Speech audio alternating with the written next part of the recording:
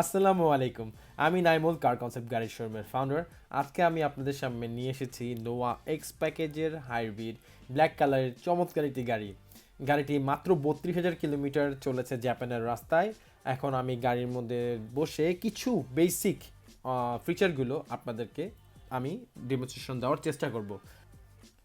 গাড়িতে বসলাম, বসার পরে গাড়ির সিটটা জাস্ট অ্যাডজাস্টমেন্ট করে নিলাম। এখন গাড়িটা আমি স্টার্ট করলাম। স্টার্ট করার পর বেসিক্যালি হাইব্রিড গাড়িতে বোঝাই যায় না স্টার্ট হলে গাড়িটা, এই জন্য মজার একটা অপশনও দেওয়া আছে। জাস্ট এই অপশনটা যেটা আমি বলছিলাম, এই অপশনটাতে যখন আপনি প্রেস করবেন এটা অটোমেটিকলি একটা ইঞ্জিন নয়েজ ক্রিয়েট করবে, যেটাতে বোঝা যাবে আশেপাশের যে কোনো মানুষ যে গাড়িটা স্টার্টে আছে। Toyota safety sensor, auto beam, lane departure warning, traction control. এছাড়াও সাথে যেহেতু এটা ওয়ান ডোর পাওয়ার গাড়ি, স্টিয়ারিংয়ে বসেই খুব সহজেই ওপেন আর ক্লোজ করতে পারবেন। এটা খুবই একটা ইউজার ফ্রেন্ডলি একটা অপশন আমার কাছে মনে হয়। এই যে আমি ওপেন করলাম, ওপেন হয়ে গেল। তার পরবর্তীতে আমি আবার ক্লোজ বাটনে যখন ক্লিক করবো এটা অটোমেটিকলি ক্লোজ হয়ে যাবে। এখন আমি এই যে ক্লোজ বাটনে ক্লিক করলাম, এই যে অটোমেটিকলি ক্লোজ হয়ে গেল। স্টিয়ারিংয়ের বাম দিকে যে বাটনগুলো আমরা দেখতে পাচ্ছি, এই বাটনগুলো থেকে আমরা ইনফো সিস্টেমটা কন্ট্রোল করতে পারবো।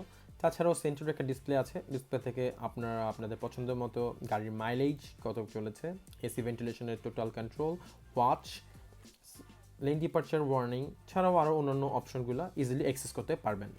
গাড়িতে আরও 3টা মুড আছে, ইভি মুড, ইকো মুড, পাওয়ার মুড। আপনারা আপনাদের পছন্দের মতো মুডেও চুজ করে গাড়িটা চালাতে পারবেন।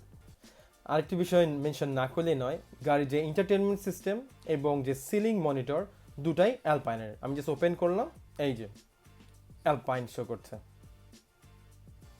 গাড়ির পিছনে যে সিটিং অ্যারেঞ্জমেন্টগুলো এটা আপনাদের মতো মাল্টিপল ওয়েতে চেঞ্জ করে ভ্যারিয়েশন করতে পারেন।